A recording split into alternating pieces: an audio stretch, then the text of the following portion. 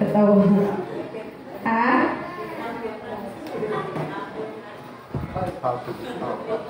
Ako po kinakalimot na. Kung sa to ang atong gihisgutan last Sunday. Okay, kung unsa ang anayan nato nga buhaton when it seems like we cannot get out from our situation. When it seems like we're like stagnant ba. Nga murag walay kauswagan ang dagan sa atong kinabuhi. Amen? Praise God. Salamat sa atong buhi nga Dios mga igsoon kay naso kita mga igsoon na nagkatigom alang diha sa paghatag himaya o pasidugog diha kaniya. So lain na sa pagtulunan ang akong hisgutan karon mga igsoon. Yesterday, nagpahigayon ang mga couples sa gitawag nato nga couples seminar and fellowship. Amen? Na-bless ba ang tanan couples? Na-bless ba ang tanan nga naay partner?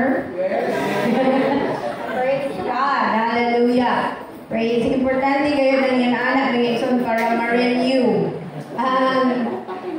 Ma-renew and vow na renew ang love sa usag-usa kay usay makalimot na makapokus na sa responsibilities dili na makapokus mga igsoon kung unsa ang dapat na foundation sa relationship. And this time hisgutan nato mga igsoon maron siya continuation sa inyong seminar gahapon.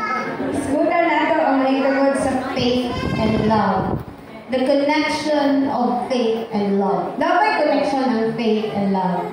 Which comes first? Is it faith or is it love? So, isgutan nato na karon mga igsoon. Kung may unta of love mga igsoon, the definition of love is a complex and multifaceted emotion. Na siya'y nagkalain-lain nga bahid. Na nag-range siya mga igsoon sa feelings, states, and even attitudes. No? Natin nagkalain-lain nga klase nga love nga gitawag ni ining kalibutan na. Naay gitawag nga romantic love, naay gitawag nga familial love, platonic love, self-love, unconditional love, o unsa pa na nga klase nga love-love diha. When we say faithfulness, kung winitag faithfulness, the definition of the word faithfulness is the quality of being loyal, reliable, and steadfast. So when we say loyal mga igsoon, you are dedicated and supportive.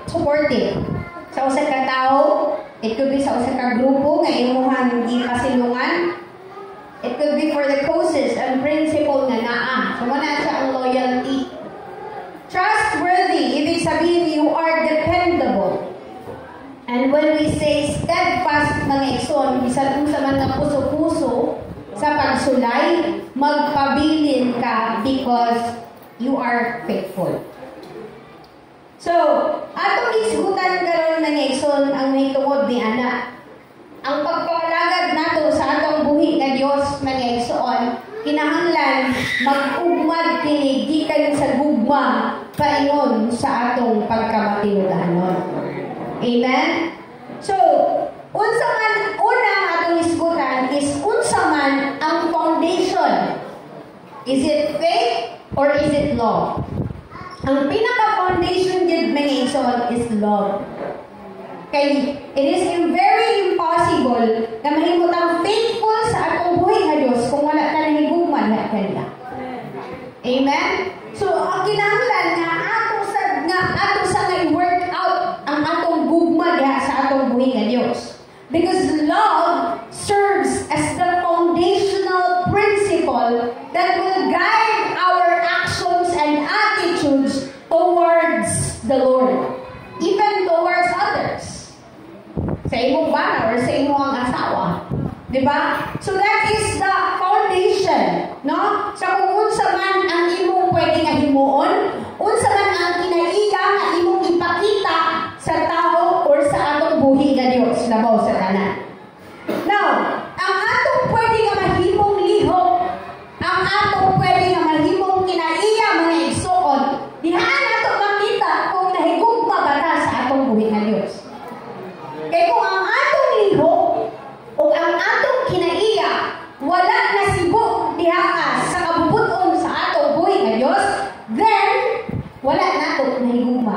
buhi nga Dios. Because the foundation of everything, mga igsoon, is ang atong gugma man sa atong buhi nga Dios. Kaya sa 1 Corinthians chapter 6:13, mo siya gitawag na love chapter, mga igsoon. Nadiri ang different characteristics, different attitudes, mga igsoon, sa usa ka tawo nga naay gugma. Matod pa diri, love is patient. If you are not patient, dili na love. No? Love is kind. Kung dili ta muhatag og pasensya sa atong isig ka tao, then malamang wala sabda nagpakita og pagkamaayo diha sa atong buhi nga Dios. Kay whatever we do sa atong isig ka tao, ato nga naghihimo sa atong buhi nga Dios. Amen? Kay kada ba patience, kanang kindness, mga igsoon, dili man nato mapakita sa atong buhi nga Dios without action nga ato kung ipakita sa atong isig ka tao. Amen? Love does not envy. It does not boast. It is not proud. It does not dishonor others. So ang gugma dili makapasakit sa uwan. It is not self-seeking, dili siya selfish. Kundi unsa man, kundi selfless. Ibig sabihin, dili mo una-una dili mo kaugalingan lamang, but una-unaon po di mo ang uban mga igsoon. It is not easily angered. Dili siya dali ra masuko. Kung hindon na dahil masuko na dahil ka. It keeps no record of wrongs. Yung ano na ba no? Pero bitaw, every time na usang mapakyas, tapos pagka okay na mo, na-forgive na mo sa each other. Tapos pag umabot na po ng problema, balik ko na po, katong na po itong mga nakatagong mga sala. So, matod pa, love keeps no record of wrongs. It does not delight in evil, but rejoices with the truth. And it always protects, always trusts, always hopes, and always perseveres. So, this is the foundation. Money foundation. Ang atong isgutan karon kay the connection man. Unsa ang connection sa faith o sa love? O ang isgutan nato karon pero man is unsa ang foundation. Now, ang foundation is love. Then we have to acquire those attitudes and characteristics na atong isgutan kagaina mga igsoon as read in the scripture mga igsoon sa 1 Corinthians chapter 13. Kaya mo na itong sumbanan. Kaya every time nga tungod sa ka-busy, ka-stressful na to, niining kalibutan na, usay makalimtan na to. Kining foundation of everything mga igsoon. Even sa pagpakita nato diyan sa atong buhi nga Dios mga igsoon. Kaya ang pag-serve sa atong buhi nga Dios, di kinahanglan gid siya og gugma. Nasa mga pagsulay nga atong agian. Usahay mga igsoon, makalimtan na nato ang atong buhi nga Dios sa pagpakita sa iya sa atong gugma. Sa atong tinud-anay nga gugma mga igsoon. Sige kinahanglan nga akong i-renew kanunay kung naay seminar para sa couples para ma-renew ang relationship. Dapat kita po mga igsoon paningkamutan nato number 1 na ma-renew ang love nato sa atong buhi nga Dios because this is the foundation of everything. Amen? Praise God. Hallelujah. Glory to God. Ikaduha mga igsoon. Ang faithfulness, kaning faith, it is love in action. Mao siya ang bunga sa gugma. Mao sila ang bunga sa atong paghigugma sa atong buhi nga Dios. No? So if we love the Lord, then we can be faithful to Him. Kaya mao naman ni ang action nato. Mao naman ni ang application sa atong gibati nga paghigugma diha sa atong buhi nga Dios. Kaya mao man siya ang gitawag nato nga practical manifestation sa gugma nato sa atong buhi nga Dios. Mao na dili na dayon musulod ang loyalty, commitment, reliability mga igsoon. Bisan pa man og kita mo atubang og mga challenges and temptation. sa atong devotional. Gisgutan niyang kinabuhi. He was in the middle of circumstance. He was in the middle of challenge, mga igsoon. He was in the middle of backing out sa iyahang kanang bitang regular na ginabuhat, mga igsoon, sa iyang faithfulness, pagpakita og faithfulness sa atong buhi nga Dios. Pero ang challenge, mga igsoon, ang trial, ang circumstance ni Daniel, wala kini nakababag sa iyahang pagtuo og loyalty sa atong buhi nga Dios. Bagkos nagpabiling kini diha kaniya og iya pagyud kini nga mas gipaligon. Amen. Because that faithfulness na dinaamin so ng loyalty, commitment, and reliability. Because Daniel was committed diha sa atong buhi nga Dios. Nasa commitment na dili siya mubuhi bisan kung sa man nga pagsulay ang muagid sa iyang kinabuhi. Dili siya give up bisan pa man og kusog-kusugon siya sa grabe nga pagsulay sa kinabuhi. Magpabilin siya nga naghawig og pagsalig sa atong buhi nga Dios. Og nakita nato ang kinabuhi ni Daniel nga because nagpabilin siya sa atong buhi nga Dios, because he remained faithful, true, loyal sa Ginoo nga iyang gihalagaran, mga igsoon. Wala siya pasagdi sa Ginoo. Even inside the lions, then di proteksyonan siya sa atong buhi. Because he was faithful. O gano'n ngayon siyang faithful sa Ginoo because the very first thing, love, mga igsoon, is the foundation. Love the Lord thy God with all thy heart, with all thy soul, and with all thy mind. Muni nga gipahinumdum sa ilang, mga igsoon, sa ilang ginikanan. So kadbas sa gamay sila, mga igsoon, hangtod ga sila nagdakop sa kana nga gugma. Faith ang bunga niya. Faith ang nahimong action niya na, mga igsoon. Busa, bisan kung sa man puso-puso. Muna nga mga kabataan, mga igsoon. As long as suluan nato sila, mga igsoon, nga higugmaon din nato ang atong buhi nga Diyos. Invest sa paghigugma sa atong buhi nga Diyos. Tudluan nato sila kanunay, mga igsoon, sa mga kinaiya, sa mga dapat buhaton, aron nga madipen nato ang atong gugma diha sa atong buhi nga Diyos. Kaya once ma-build up na ang relationship, gikan pa sa pagkabata, mga igsoon, mag-anam-anam na sa og kadipen, hangtod nga sila mudako nga igsoon, hangtod nga sila mahimong independent na sa ilang kinabuhi. Kay bisan og asa na nimo sila ibutang dili kalibutan na, kung naa na ang gugma nila diha sa atong buhi nga Dios, magpabilin na sila nga faithful sa atong buhi nga Dios. Naa na kay kumpiyansa. I know, naka-experience na mga ginikanan ni mga igsoon nga mahadlok sila nga malayo ang ilang anak ikan kanila. Labi na eskwela na ato sa laing dapit. No? Dili na makita sa ilang mga mata 24/7, mga igsoon. Okay pa kung gagmay pa kay 24/7, mga igsoon. Malibre na lang kung ato sa eskwelahan, mabantayan na nimo yung anak. Pero maabot gid ang point, mga igsoon, maabot gid ang time nila, mga igsoon, nga ulang liyaw na sila, mga igsoon, and they have to be independent. O isa sa fear sa mga ginikanan, kung siya mahitabo sa akong anak, pag malayo na sila, birikan ako. Pero as long as ato silang tudluan sa paghigugma sa atong buhi nga Dios, we will be confident that they will be faithful to the Lord.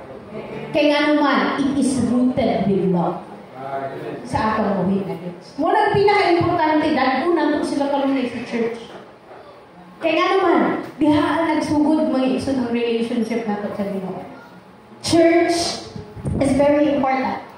Ang church, mga igsoon, sa unang ginaingon, permitted, this is not a home for the sinless.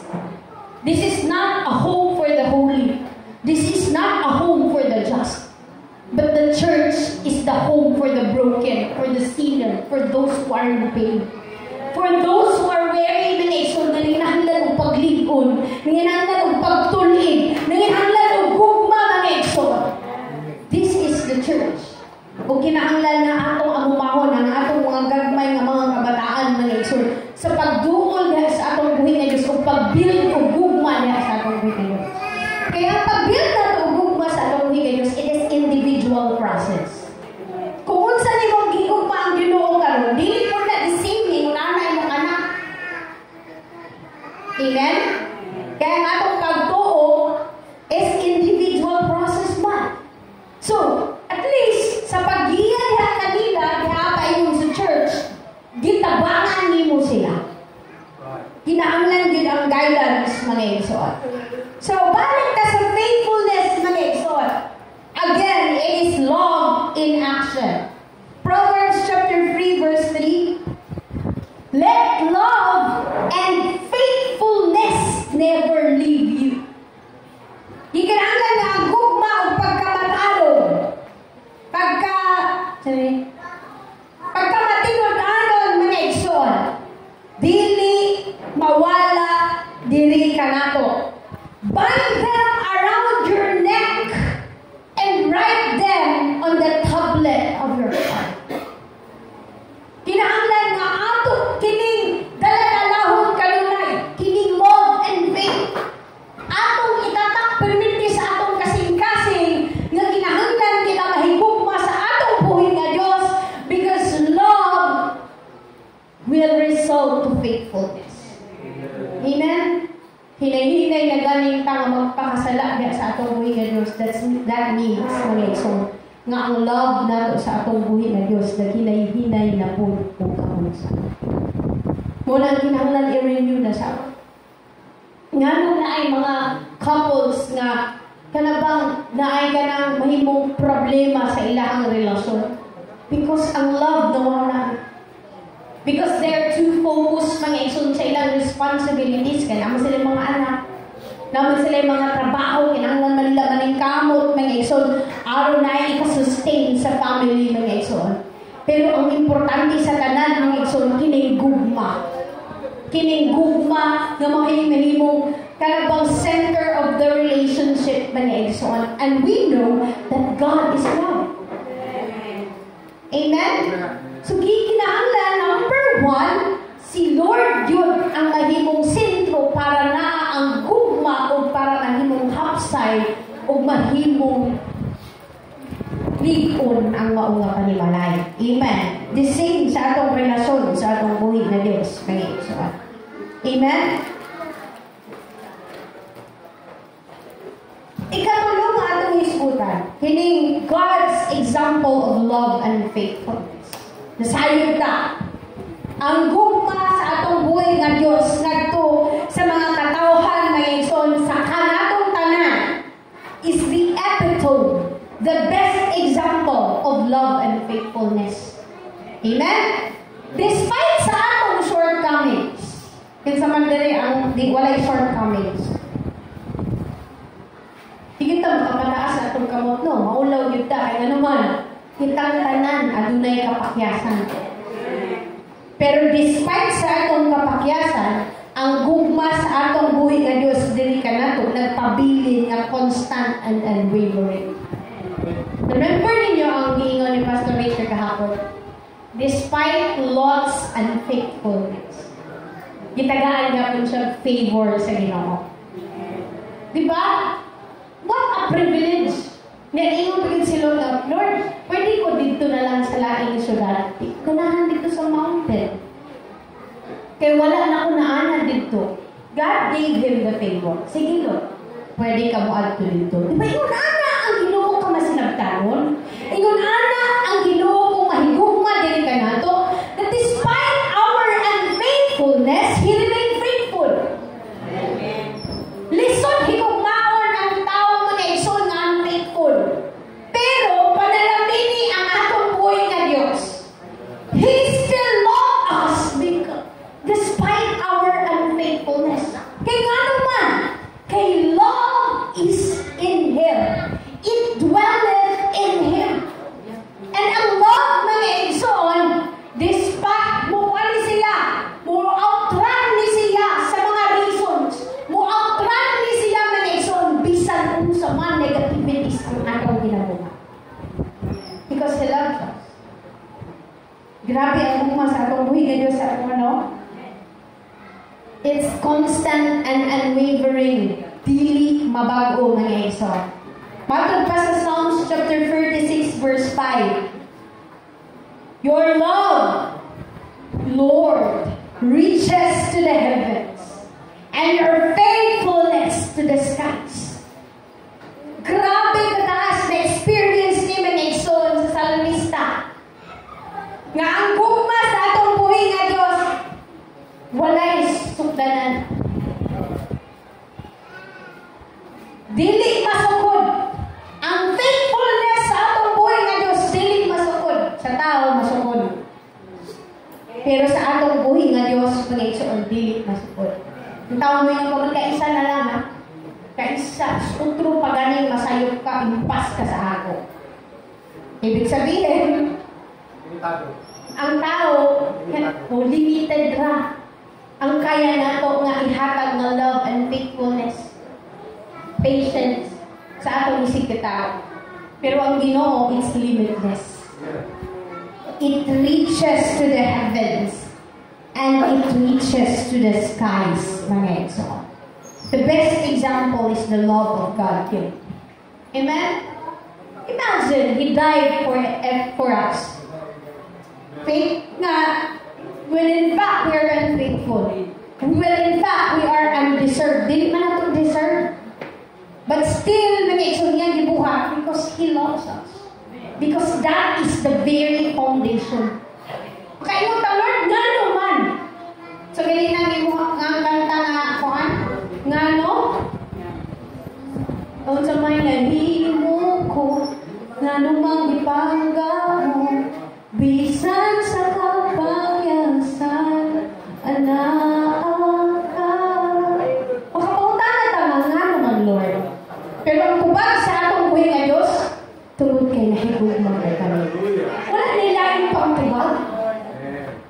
Because love surpasses everything. And when you love, you will become faithful. Amen.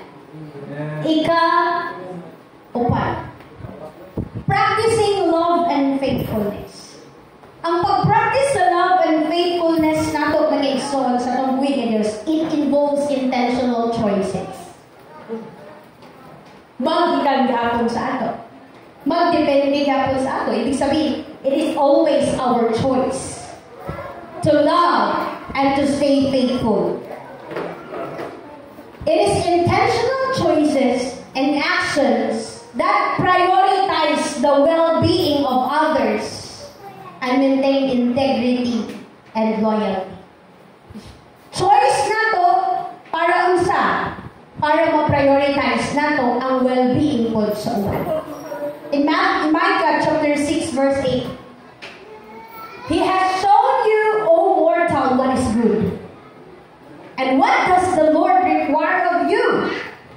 To act justly and to love mercy and to walk humbly with your God.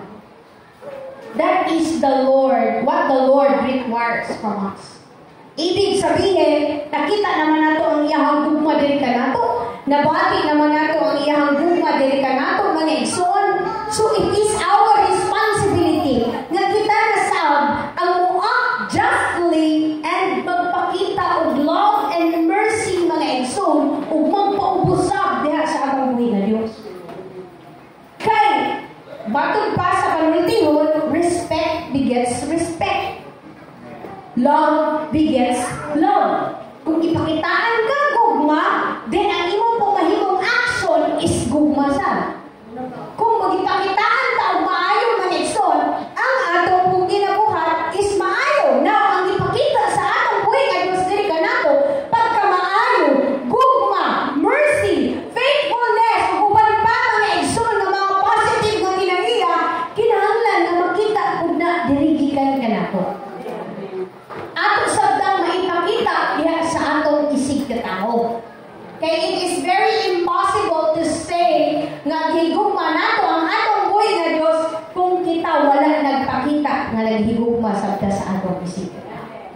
Amen? Praise God. So gikinahanglan nga i-practice nato sa atong kaugalingon. Dili lang kay mag-receive ra ta kanunay og love gikan sa Ginoo.